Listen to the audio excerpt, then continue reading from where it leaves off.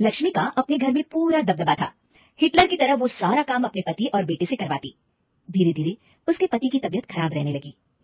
सुनो जी, अब आप बुजुर्ग हो गए हो, काम में भी अब हाथ आपके फुर्ती से नहीं चलते। अरे भाग्यवान, भगवान से डर। तुझसे मैंने शादी अपने इकलौते बेटे के अच्छे पालन पोषण के लिए की थी, लेकिन तूने तो उसका बेड़ा गर्क कर दिया। मैंने क्या किया? पढ़ाया लिखाया, अब नौकरी नहीं लग रही तो मैं कैसे जिम्मेदार होगी? अब घर में बैठकर रोटी तोड़ रहा था तो मैंने कहा काम ही कर ले। एक तो भला करो और ऊपर से बातें सुनो। तभी सारंग वहां आ जाता है। बहुत भूख लगी है माँ, कुछ खाने को दे दो। अब तुम्हारे पापा का हाथ तो चल नहीं रहा है, मैं ही जा रही हूँ आज किचन में, बनाती हूँ कुछ। हे भगवान, कैसे होगा इतना काम मुझसे? लक्ष्मी किचन में काम कर रही होती है कि तभी अचानक उसे आइडिया आता है। अरे मैं भी ना, अरे यहाँ तो फ्री की नौकरानी ला सकती हूँ मैं, फिर मैं क्यों खाना बना रही हूँ? उस दिन लक्ष्मी सारंग की पसंद का खाना बनाती है और बैठकर उसे बड़े ही प्यार से खिलाती है। खा ले बेटा, खा ले, पेट भर के खा ले।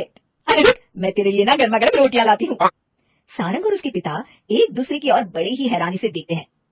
बेटा सारंग, जरूर दाल में कुछ काला है, वरना ये औरत तो हमें बासी खाना भी सुकून से ना खाने दे। सुनील की बात लक्ष्मी सुन लेती है और जोर जोर से चिल्लाने लगती है। अरे हाँ हाँ, भलाई का तो समाना ही नहीं रहा। एक तो आग में खुद को जलाकर तुम लोगों के लिए खाना बना रही हूँ और ऊपर से तुम्हें दाल काली लग रही है। अरे माँ, पिताजी का ये मतलब नहीं था, तुम बुरा मत मानो। अरे हाँ बेटा, तू कहता है तो मान लेती हूँ।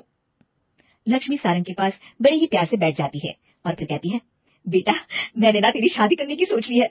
अब तेरे पिताजी के हाथ भी नहीं चलते तो सोच रही हूँ तेरे लिए बीवी ले आऊं। अब पता नहीं ना मैं भी कब मर जाऊं। अब ऐसे भाग्य भी कहाँ है हमारे। क्या कहा?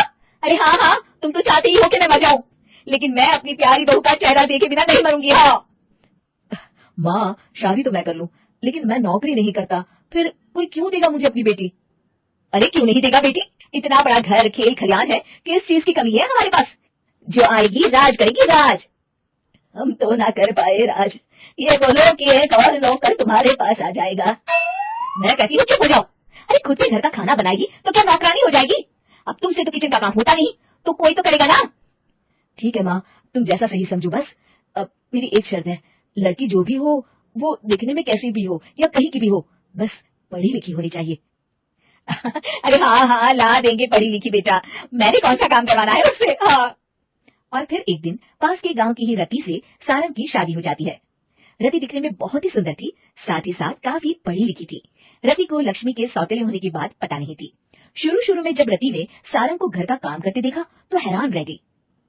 अरे ये तो अच्छी बात है कि आप घर का काम करते हैं, लेकिन मैं तो घर में ही हूँ ना, आप क्यों कर रहे हैं जी? जाइए आप नौकरी के लिए अप्लाई कीजिए ना। तभी लक्ष्मी वहां आ जाती है। अरे रति बहू, करने दे उसे काम। और हाँ, मेरे घर के कुछ नियम है, कायदे हैं, यहाँ बीच में ना ही बोलो तो तुम्हारे लिए अच्छा होगा। रति को लक्ष्मी की बात कुछ अजीब सी लगती है।